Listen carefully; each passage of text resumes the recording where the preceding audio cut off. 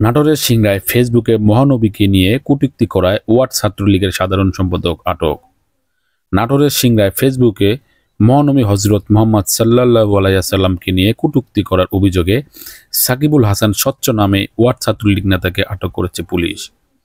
গতরাত 10টার দিকে তাকে সিংড়া বাজার এলাকা থেকে আটক করা হয়।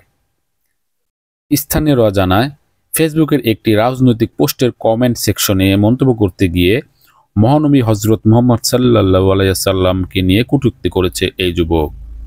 এমন অভিযোগ উঠলে পুলিশ তাকে আটক করে।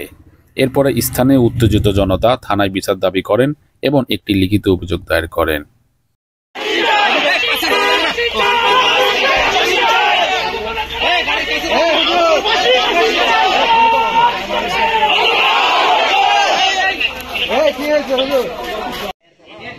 পরবর্তীতে টাকা হলে আপনারা